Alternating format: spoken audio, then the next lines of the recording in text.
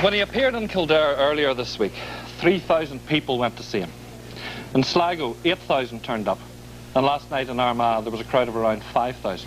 And no, he's not the latest teen pop idol. He's a priest. But 78-year-old Father Peter Rookey is no ordinary priest. Many people believe that he can perform miracles. This was the scene at St Malachy's in Armagh last night.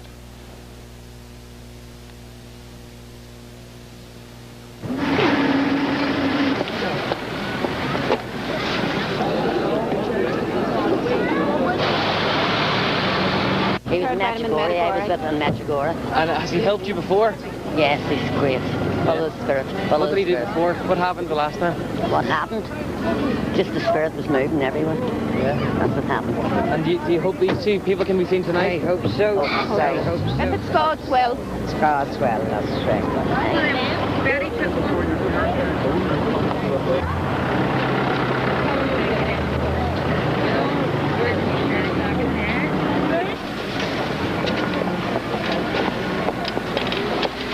I heard about in the Irish news.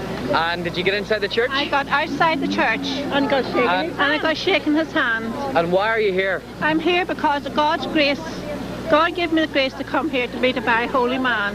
And did you get what you wanted I tonight? got from my the blessing of Jesus. Feel better for it? I feel so much better. Top of the world. Thank you. Thank you.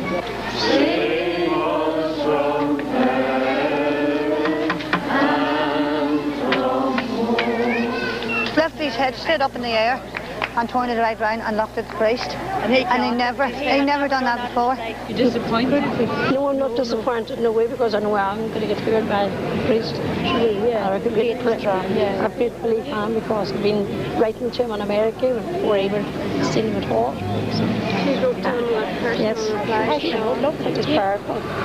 So you feel he can? He has the power to get you out of that chair? Absolutely, yeah.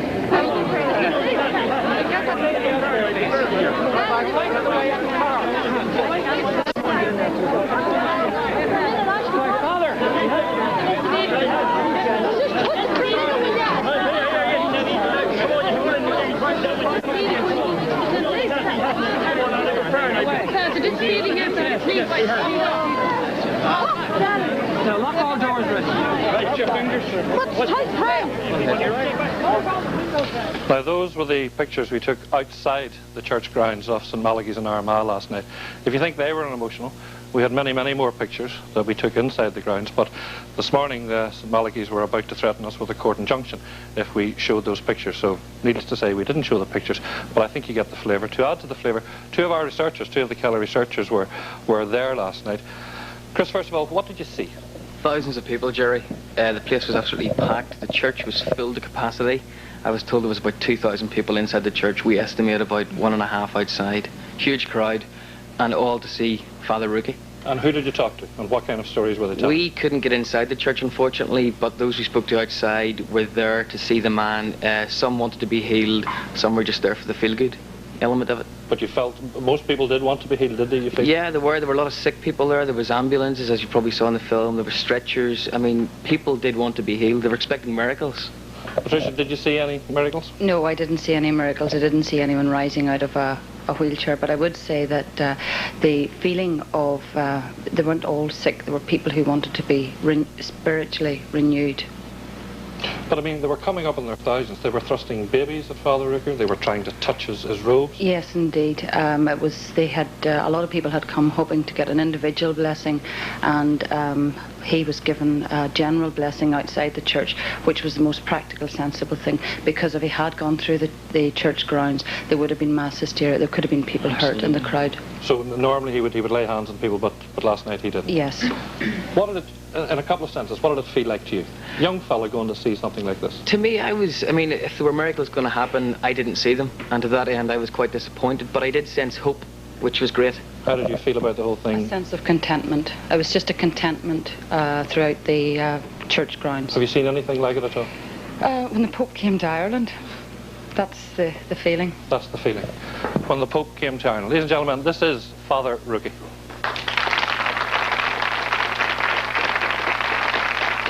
Welcome, Father. Welcome. Welcome. Father, you've caused quite a stir in Northern Ireland. Indeed, you've caused quite a stir all over Ireland. Does this type of thing happen to you no matter where you go? Pretty much. Pretty much. It isn't I that does it. It's the Spirit. It's the Lord. Are you a miracle man? What is that? Are you a miracle man? Do you perform miracles? No, I simply pray for people, and the Lord does it all. I'm just a poor sinner, Jerry. But he does it through you, Father. Why has he chosen you? You have to ask him that one, I'm afraid. All I know is that all he has to work with is sinners, because in the sight of God we're all sinners. And of course, in the medieval theologians put it right, in the scholastics, and they said there's nothing up here in our intellect that doesn't first come through our senses. So if God's going to come to us, he made us like that, he has to come to us through our senses. And somebody we can see, hear, smell, touch, or feel. And so that's why I guess James in his letter says, anybody sick among you, let them bring in the elders of the church. I think I qualify. I just turned 78, so I'm an elder. If I'm not an elder by now, I'll never make it. Anyway, bring in the elders of the church. They will lay their hands upon them and anoint them with oil, and they will recover. And but that's Father, what I do. Yes, you have laid hands on people. Mm-hmm. They have recovered. Yes. Can you give me some of the examples, some of the things that you've been involved in? Well, there have been thousands and thousands. See, I began this work way back in Northern Ireland, incidentally, when we came over here, 7 of us, under the aegis of Father James Mary Keane, another Servite like myself. We are Servites, not termites. Anyway, we don't mind being called termites as long as we're not boring, you know, like the termites. Well, anyway, we came over here and settled in, thanks to Cardinal Dalton, the Archbishop of Armagh, who invited us in, and we took over the castle of Onro O'Neill. From the first days we were there, people came to be blessed, and that was way back in August of 1948, as I recall. And some of them returned and said they were cured. And the first thing you know, busloads of people were arriving. We had to have the services outdoors.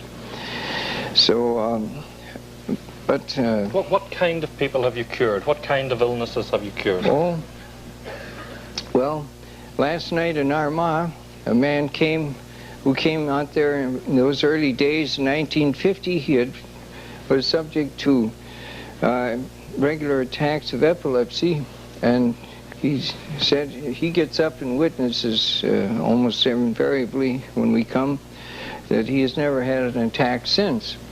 And I think we have some people here in the audience tonight from those early days. A young lady here and her father who was born blind, and maybe he'd like to tell the story. Let me get those testimonies. I'll talk to some people that are in the audience. Incidentally, audience, if anybody wants to come in with a question, do feel free to do so, because it's a fascinating subject. Let me start with Patrick and Patricia McGee. Where's Patrick? How are you, Patrick? This is your daughter, Patricia. That's Where are you from, Patrick? Belfast. Here, now, tell me your story, because it goes back nearly 38 years to you. It goes back to 43 years. 1953. Okay. She was born in 51. 51 was 51, it? okay. She was born on the 14th of May. And we were living with her other mother-in-law at the time, and after about 6 weeks, the mother-in-law says there's something wrong here. This child's not following noise or nothing. And took her to our family doctor. He examined her, but she was too young come back in a fortnight, the rest. He referred us to the Children's Hospital, and they put her through all tests, and after quite a time we were told she was blind. An awful shock. We're devastated. So I thought I'd go up. My mother was dead and my father was away in the country up in Monaghan, and I went up and I told him about it. He says, something can be done about this. There's a good man down in Benburba and the people are flocking to him. Try and get there. Don't give up. Right, so you went. Came home, wrote to him, got a letter to go the following Saturday at 2 o'clock. We went there. It was terrible crowds, but we had the letter from him. We got pushed up to the front, and Father Peter came out, and he heard it, talked to him, and he put his hands on our head, and he says, your child will see. And at that time, something come over me, because he was transparent at that time. But we left, we headed home, and it was no type car. There was a blind on the back window, and there was a tassel on it. Don't forget St. Philip and Easy. And the granny says, oh my God, she says, look at what she's doing. She's topping the tassel. We pulled up, she says she can see. What can see since that? And you've been seeing since that day. You obviously remember very little about it. Very little. No, I'm very good. I've been no problem with my eyesight. I see you're wearing glasses now. Yeah, it's just short-sighted, but I'm a very, very lucky person to be able to see anything, aren't I? Let me take on another story. Geraldine McElwain, and this is Ryan, who's 11 years old. Geraldine, tell me your story about Father Peter. Ryan was diagnosed as having a massive brain tumour in behind his eye. What age was he at this time? He was 6. Right. And they just told us in the hospital that the type of tumour Ryan had was very, very rare. There's very little known about it in the great Western world. That's the exact words that they used. So they took Ryan in and done some surgery on him and performed then the radiotherapy on him. And during the radiotherapy, an aunt of mine came round to the house one night and she said, listen, there's a healing priest down in Holy Cross Church. You want to take Ryan down? And at that stage, my faith had been back about 4 steps. And I said, right, I'll go. So I headed on down to Holy Cross Church that night and listened to Father Rookey. He's a very humorous man. And his sermon. And after the sermon, he invited us all up to the front for the healing service. And I brought Ryan up. And as I was waiting along in the line for Ryan to be blessed, he walked past us and then he stopped. And he came back to Ryan and me and he said, who's sick? And I said, my son, Ryan. And he then blessed him with the oil. And at that stage, I can remember, like, I went as disbelieving Thomas. I just felt it in the pit of my stomach. I just couldn't, the tears just wouldn't stop coming. And I cried and cried. And I can remember thinking to myself, my God, if this man asks me anything, I'll not be able to answer him. And there's about 200 people behind me. How am I going to get back to the seat? But he did ask me something. And when I looked up, he put his hand on my cheek and he said, the tears of a mother. After that, I went home and my faith must have bounced forward about 14 steps. And what about Ryan's eyesight? The eyesight? No, he's lost the sight in the eye. Right. But Father Rookey doesn't know this. I met Father Rookey in RT in May. Ryan went up for his annual appointment to the Royal, and the surgeon hadn't seen Ryan in about 2 years. And when we went in, the surgeon started doing a few tests with Ryan, and then he said to Ryan, do you know something, you're a wee miracle man? And he laughed. And I can remember sitting in the seat and I thought, well, this is the final piece to the jigsaw. And this was because they'd never said, you know, Ryan is cured, yes. Or Ryan. And I said to him, doctor, do you mean that? And he says, yes. We as doctors can only do so much, and after that, it's up to a man greater than us. This is Kevin Flynn and Jim Flynn. This is Kevin in here. Kevin, tell me your story. Well, about 3 years ago, I contracted encephalitis, and quickly went into a coma with it. What exactly is encephalitis? It's a viral inflammation of the brain. I went into a coma with this, and on the 12th of July 91 I was given last rites. A few days later I was given 6 hours to live by a doctor who told my wife that I wouldn't make it through the night. Father Rookey came to see me, and around about 10 days later I came out of the coma. What did Father Rookey do? He prayed over me. I was in the coma at the time. It was my father that went and got him. Jim, what happened when you brought Father Rookey? Well, the previous night I had gone to a ceremony similar to what was in Armagh in a local church, and Father Rookey had asked for catchers. Catcher's a person that stands behind the people that Father Rookey is praying over in case they are overcome by the Spirit. Does this happen a lot? It happens, well, frequent, you know, and I would be there to assist the person in case they would fall. We were there for about 4 hours, and when I came home, I had my wife and my daughter-in-law, Kevin's wife, informed me that Kevin's had deteriorated very badly, and they'd transferred from one hospital to another. He'd received the last rites, and things were pretty black. He was being transferred to get a brain scan, and we feared the worst. We contacted Father Rookey, and we asked Father Rookey to come along and to pray over him. Even though Father Rookey had a very busy schedule, he did consent to come along, and he did pray over him. And as Kevin has said, about 9 or 10 days later, he did come out of the coma, and we were very pleased. Are you cleared now medically? No, I still have the odd problem, but at that time I had to learn to walk again, and my mind was all confused. It's dear enough cleared up now, you know. And you put this all down to the power of Father Rookey? Well, I put it down to God, but through Father Rookey. Okay. Thank you all for those testaments. Father Rookey, you know, they're the success stories. They're the people that have been cured. Thousands upon thousands come to one of your evenings. What about all those thousands that are not cured? Why are they not cured? Everybody who prays receives a healing. The way God gives us his healing is his business. But if I pray, I receive a healing.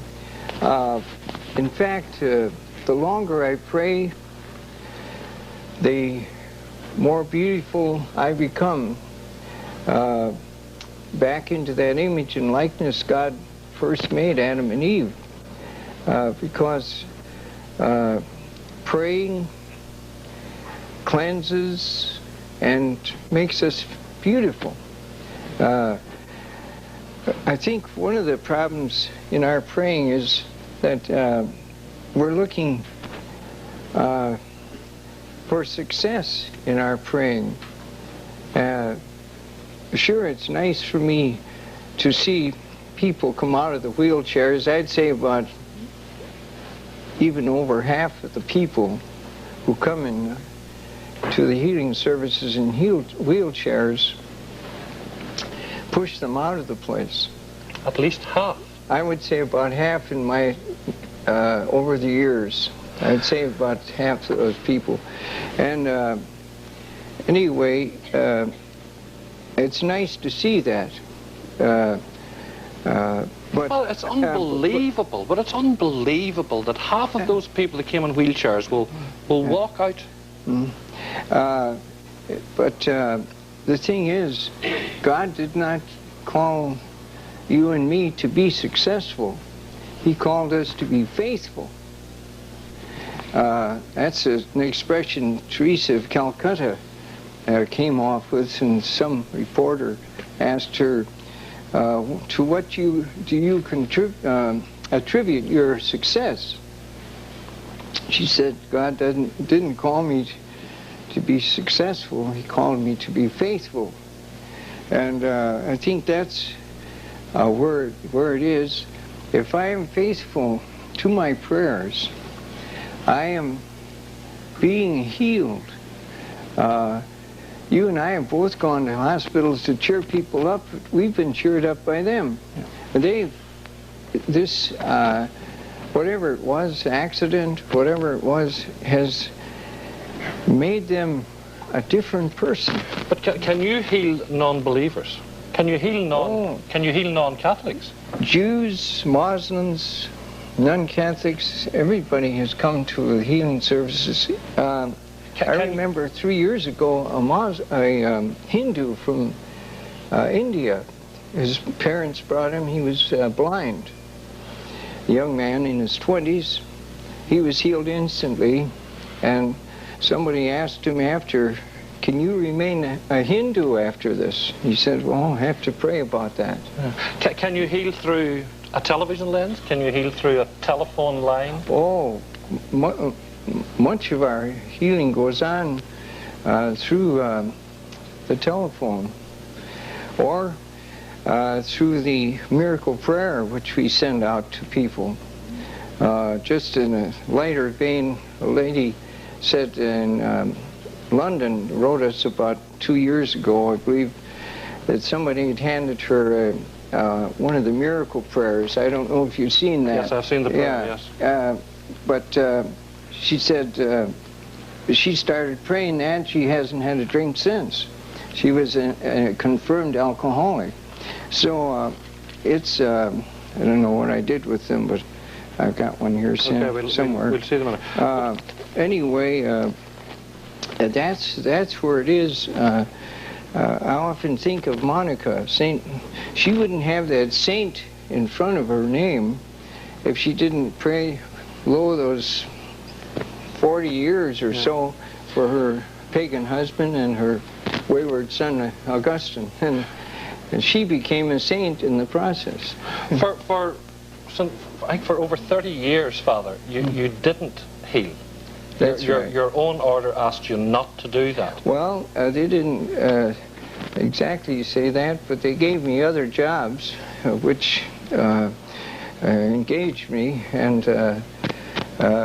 but I felt that those, I always felt, I have a vow of obedience, and so I've always felt the obedient man will speak of victory. But the Catholic Church is also a little bit reluctant about you, because we were talking about, because apparently you don't go into the Diocese of Down-on-Conor. And it says here, after previous healing services, there was concern expressed to the bishop about the atmosphere that you create, the excitement, this bordering on hysteria. And they really didn't want you in Down-on-Conor. Is that a problem you have even within the church? Well, as a matter of fact, the bishop has not forbidden me to come into the diocese, but it's just that we haven't had healing services here because I think some people perhaps have taken the wrong tack on our healing services. My main thrust in the healing services is simply to present Jesus crucified and his mother Mary, because as our mother of sorrows, two perfect, sinless people who suffered more than any other person who ever lived. As Paul said, I can only preach to you Christ and him crucified, which is a conundrum to the Greeks and anathema to the others. And so that's really our pitch. And I tell people it's a constant theme with me, and I'm glad to underline this in the light of the beautiful things that are happening in Northern Ireland right now. I can't tell you how what great joy is bringing to this old sinner to hear about the truce and all of that, the ceasefire. But my great pitch is the peace that the Lord gives us. I was blind, and I was healed only by prayer. But if I'm going to get my sight back and still go to anathema, into Gehenna, as the Lord calls it, it's useless for me to get my eyes back. What I need to have is a change of heart. And that's where the action is in this healing. Father, we're going to have to leave it there. I know you're in Cavan. You're staying on, you'll be in Cavan and you'll be in Dublin. But thank you very much for coming in and talking to us tonight. Ladies and gentlemen, Father Peter Rookey. Thank you very much, Father. Stay with us. Stay with us.